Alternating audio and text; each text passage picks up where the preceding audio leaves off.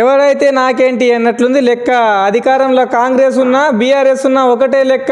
చెరువులు, కుంటలు, చికం భూములు, బఫర్ జోన్లు, ఎఫ్టీఎల్ ఏదిలే. దొరికిన కాడు జౌరుడే, కబ్జా చేసుడే, వెంచర్ చేసుడే, అమ్ముడే. ఇంకా దీన్ని రెవెన్యూ యంత్రాంగం పట్టించుకున్నట్లయితే లేదు.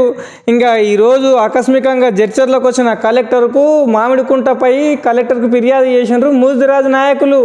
మూజిరాజులకు జీవనోపాధి మార్గమైన చెరువులు, కుంటలలో మట్టిని నింపి పూడ్చివేస్తున్న వారిపై కఠిన చర్యలు తీసుకోవాలని జిల్లా కలెక్టర్ విజయేంద్ర బోయికి వినతి పత్రం ఇచ్చిర్రు బాదేపల్లి మత్స్యకార సంఘం సభ్యులు.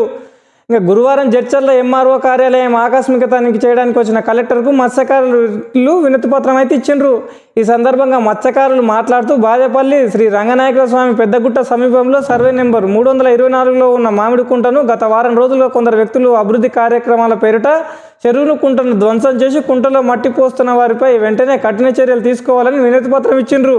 గత ఎన్నో ఏళ్ల క్రితం నుంచి బాదేపల్లి పట్టణంలోని చెరువులు, కుంటలపై ఆధారపడి 400 పైగా కుటుంబాలు ఆధారపడి బతుకుతున్నాయని, కుంటను కబ్జా చేసి అక్రమాలకు పాల్పడుతున్న వారిపై చట్టరీత్యా చర్యలు తీసుకోవాలని, ఎఫ్టీఎల్ పరిధిని నిర్ణయించి మత్స్యకారులకు మేలు చేయాలని ఫిర్యాదు చేసిండ్రు.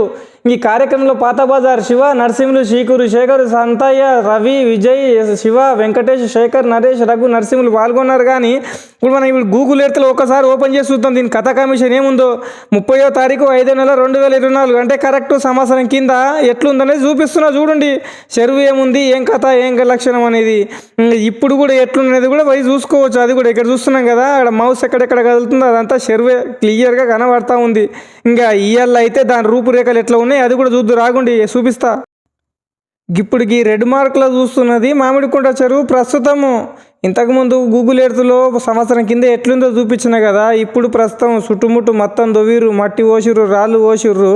ఇంకా మొత్తం చుట్టుముట్టు కాంపౌండ్ వాళ్ళు కూడా కట్టి లేపుకుంటూ వస్తున్నారు.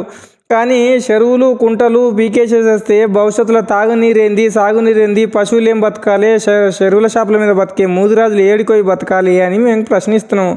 ప్రభుత్వ అధికారుల గిట్ల వంటి పని చేసేటోళ్ళ మీద కొంచెం గట్టిగా నజరు పెట్టి చట్ట ప్రకారం కఠిన చర్యలు తీసుకోండి. నల్లకుంట వాయే, మామిడికుంట వాయే, మురుగరోని కుంట వాయే, తర్వాత సిరి సంపద వెంచర్ల కుంట వాయే. ఇంకా కుంటలన్నీ పోతే తాగునీళ్ళు ఏడొస్తాయి, సాగునీళ్ళు వస్తాయి. మీకు ఎప్పుడు వస్తుంది అది? మీరు ఎట్లా చర్యలు తీసుకుంటారు, ఏం చేస్తారు, ఏం అర్థమైతే లేదబ్బా. ప్రజలకైతే ఈ ఆస్తకు వస్తుంది. చెరువులు, కుంటలు, కాలువలు మొత్తం పోయిన తర్వాత ఏం చూడు. ఇప్పుడు 324 సర్వే నెంబర్లో చూడండి మార్కింగ్ చేసి క్లియర్గా ఉంది. చెరువు ఏంది, దాని లెక్క ఏంది, దాని లెక్కాచారం ఏముంది, దాని అచ్చు వరకు అయితే చూడండి. ఇప్పుడు ఇలా మీరు పోయి కూడా చెక్ చేసుకోవచ్చు ఆడ పరిస్థితులు ఎట్లున్నాయని. ఇక మీదటన్నా ప్రభుత్వ అధికారులు, జిల్లా కలెక్టరు, మత్స్యశాఖ అధికారులు, ఇరిగేషన్ శాఖ అధికారులు దీన్ని అప్రోచ్ అయ్యి ఎన్క్రోచ్ అయ్యి చేస్తున్న వాళ్ళని మీద కఠిన చర్యలు తీసుకోవాలి. ఇంకోటి చికం పొలానికి, చెరువుకు సంవత్సరానికి 1300 ట్యాక్స్ కూడా కడుతున్నారు మూదిరాజు సోదరులు. మరి ప్రభుత్వ అధికారులు ఇదంతా చూసి ఈరోజు అయితే పని అయితే ఆపిర్రు. కానీ మాకు కావాల్సింది పని అప్పుడు కాదు సారు, దాని మీద చర్యలు తీసుకోవాలి. దానికి పూర్వ వైభవం అంటే వెనకటికి ఎట్లుందో అట్లా చేయాలి. ఇంకా ఎంఆర్ఓ కార్యాలయం నుంచి కొందరు అధికారులు అయితే వచ్చి పర్యవేక్షించారు.